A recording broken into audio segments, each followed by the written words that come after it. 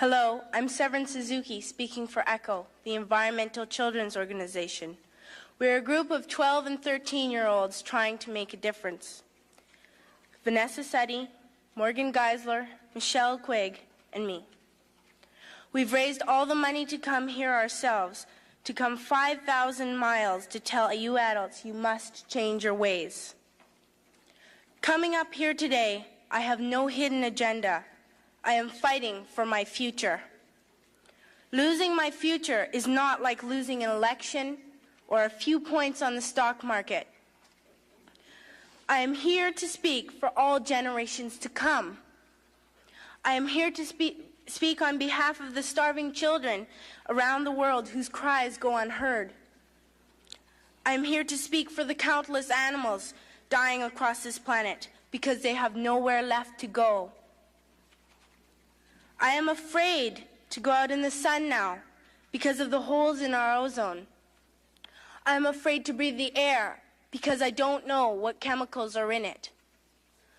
I used to go fishing in Vancouver, my home, with my dad until just a few years ago we found the fish full of cancers. And now we hear of animals and plants going extinct every day, vanishing forever.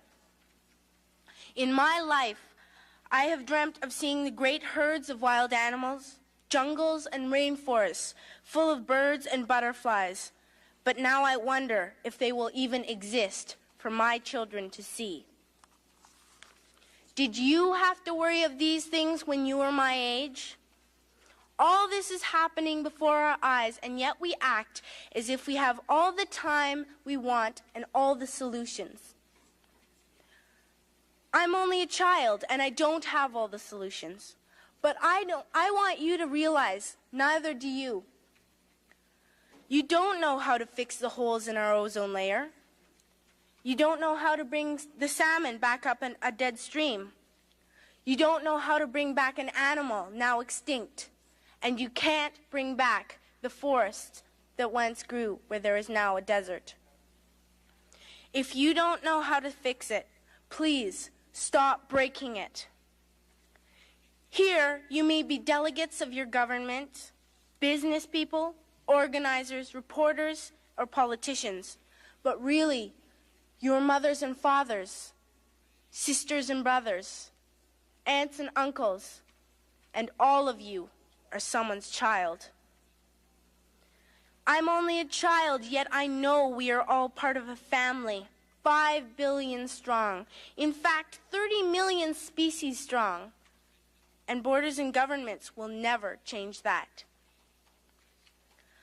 I'm only a child, yet I know we are all in this together and should act as one single world towards one single goal.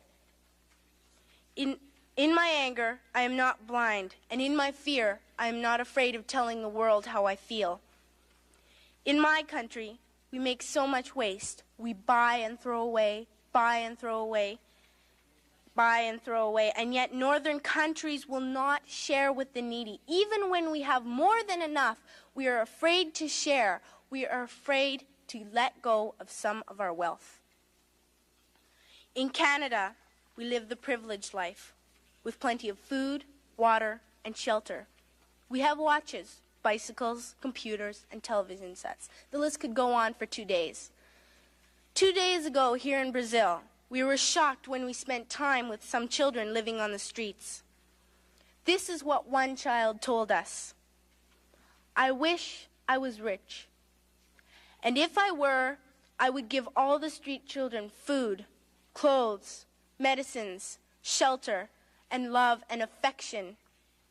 If a child on the streets who has nothing is willing to share, why are we who have everything still so greedy? I can't stop thinking that these are children my own age, that it makes a tremendous difference where you are born. That I could be one of those children living in the favelas of Rio.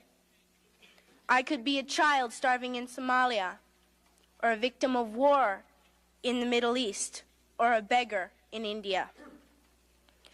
I am only a child, yet I know if all the money spent on war was spent on finding environmental answers, ending poverty, and finding treaties, what a wonderful place this earth would be. At school, even in kindergarten, you teach us how to behave in the world.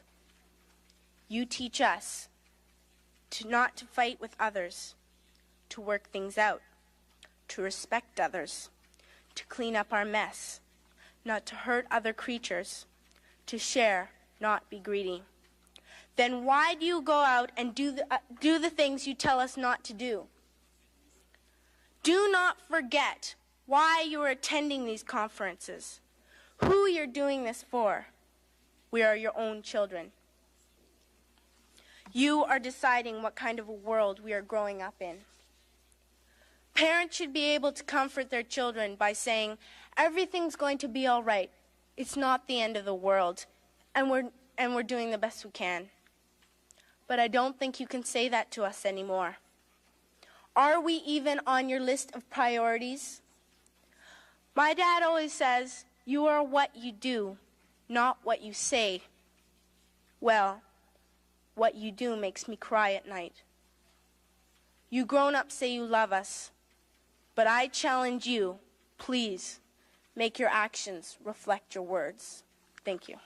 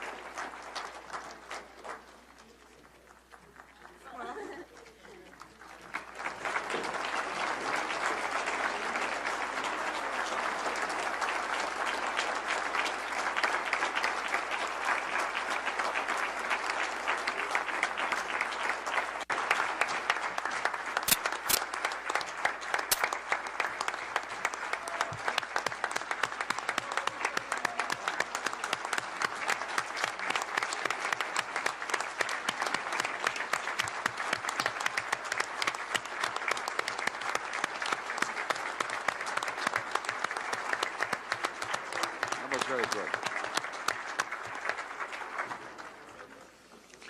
I would like to thank you, the four of you, for your participation in this conference and for reminding us that we are responsible for the world and for the future generations, and also for reminding us that we are responsible not only for our words but also for our actions.